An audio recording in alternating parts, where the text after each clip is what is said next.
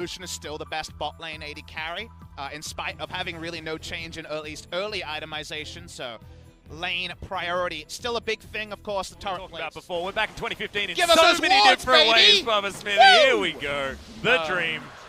Speaking of the dream, Hanwha Esports performing well in practice, and Tempt is going to do it again. Portal Jump does deliver a big paddle star to fly down to 300 health, trying to get his move up. Arrow lands. The flash from Fly will keep him alive, but how alive is the question? And Bono picks up the first blood. Fly very close to death. But He's going to catch up, but just don't want to talk about it. So let's talk about this. Yeah, speaking of catching up to things, Arrow's going to be dodged there by Peanut, but Ruler's got a spell shield. Peanut's got a spell shield. Everyone does. No one's getting the Spear of Shojin. Exactly.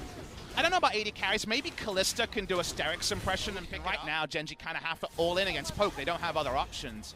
But they can try to play the map, and playing the map might work out here. Yeah, looking to all in against a Vladimir, and that's a very early pull, but a lot of damage actually coming out here from Tal. Fly in trouble, almost gets it back. In mid. She actually goes for an interesting little visual bug there as well, but you're getting the point. Notice the timer, though. This timer works more for Gen.G because after 14 minutes, so no turret plates are going to be the payment there. Arrow goes wide, nice goal is scored, but Bono's still interested. Around vision advantages, and they have been able to take down this bottom outer turret. Finally able to get that one done, but instead it's going to be Gen.G going for the aggression. The Devour is off cooldown this time, and the Glacial Fissure doesn't land onto Sungyun. They do manage to pick up the Toadfish. They want to commit. They don't really have any more go buttons. They're just trying to poke around, and it does end up being free. So a death, but a Drake, it's not ideal, but you'll take it when you're fielding Zoe, Ashe, and you have a skirmishing advantage from the jungle. That is what Hanwha Life picked for. So good to see it clicks in. Maybe 5 minutes, a little bit extra burst that can be negated. So you're okay with the trade of farm here. Nocturne will have to show himself in mid. Option? Yeah, he's going to show on that mid-outer turret. Paranoia does come down, but the Baron goes to the Olaf so easily. Decisive play coming in. Arrow is going to get that field goal once again as Peanut dives on forward, but Sungyun's at full health. Roach trying to get the work done, but he's a Karma that's not doing so much here at this stage. And Tal is the Vlad, and Tal is huge. Peanut comes over, Dustbringer is going to do it, but now there's a huge advantage for Hanwha Life Esports, and they have a Baron. An atrocity of a fight, but Vladimir in the backline, well played by Tal to maximize damage. They want to chase down Peanut. 3 Baron buffs will be gone, but it should be 2 remaining. They're just trying to guarantee this one, and they can also desync the spawn timing. Staggering the backs, Papa. It might be a Blizzard term usually, but staggering the backs, huge expectations when he was dominating in Europe. Son of Kasing, his ID there, was rank 1 for so much of the time. On SKT, it was a very forgettable year for Tal, but now without kind of the superstar names around him, seems a bit unburdened when it comes to making aggressive moves. Peanut walks up, but he knows this is not the time for Paranoia. It's Zoe with a Baron buff, Ashe with good range. How did Gen.G stop structures going down? I don't know, but I feel like we might have Doublelift accidentally in this game instead of Ruler, because there is a Sivir on the top side of the map hitting an inhibitor turret against Tal. She's primed for a teleport flank, of course. Oh yes, ready for that one. And Sungyun's going to land an arrow for basically no reason. And that tower is going to stay alive for the moment. Peanut trying to defend here in the mid lane, jungler v jungler. Gen.G with 3 against this Siege, and you mentioned the fact that Siege is what Hanwha want to do. Oh yeah. This is precisely their happy place. Teleport to guarantee the turret.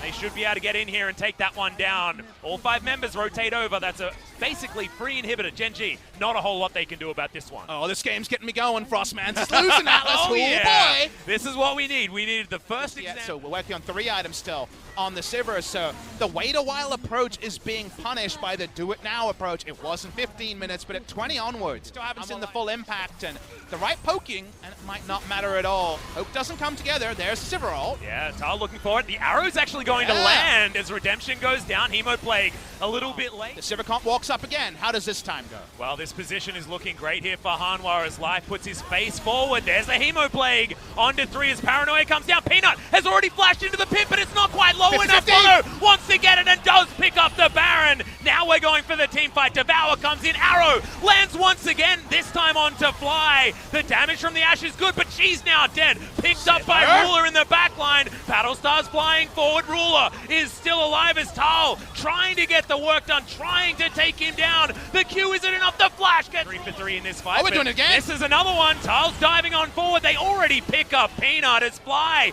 exploding from the Hemoplague, but it's not enough to actually get that kill. Gen.G rotating the theoretical bottom lane, but bottom and top in this case.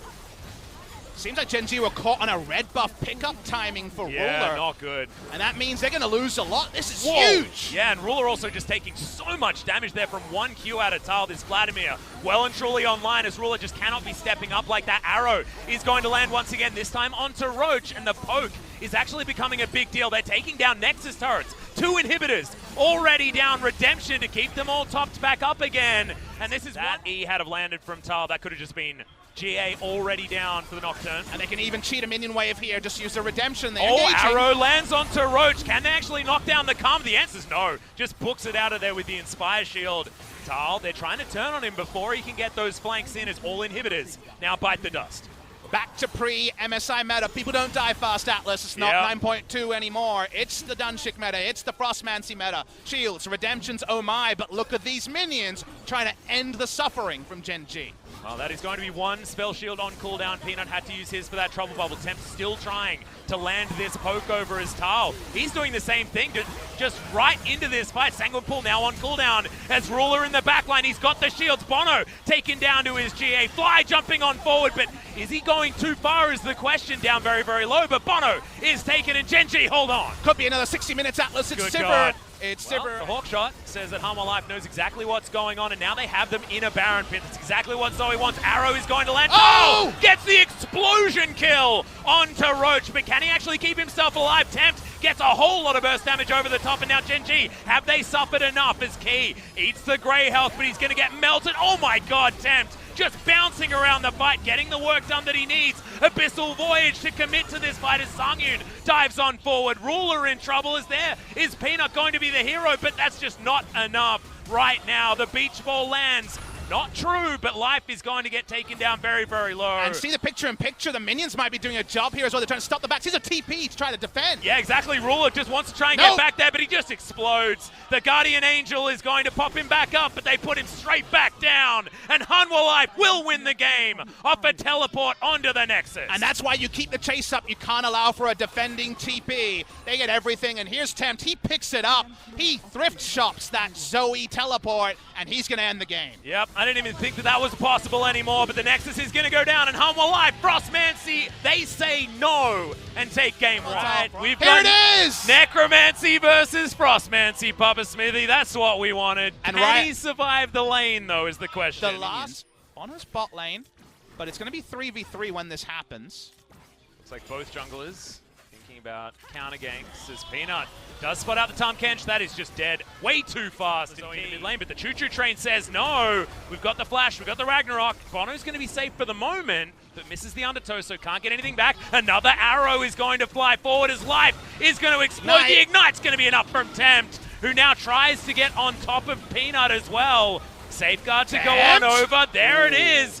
Abyssal Voyage coming on forward. Sangyun's going to help get a double kill for Tempt, as now Fly's trying to get out, but he's going to get eaten and taken down. It could be a triple, but Sangyun says he wants a piece. In Korean domestic play, the 8th player, Faker the first one to get there. Faker, Bang, Prey, and his turret. Yep, as bot lane Cask misses. Yeah, Arrow is going to land there under Ruler as Sangyun's trying to offer the damage back, but Life's the one tanking, and that's going to be absolutely fine. Good dive from Gen. Home, but the Drake here and the Olaf, and to me the Olaf has kind of been the separator. As Olaf definitely going to have a lead over Nocturne. The opener is down.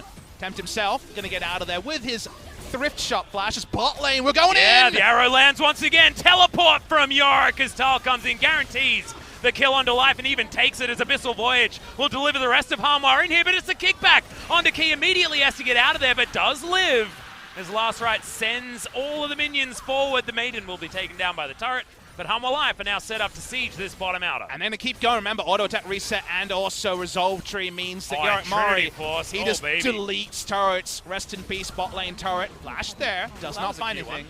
Wasn't the real line, but another good moment for Hanwha Life means a 2,000 gold lead for them. Yep.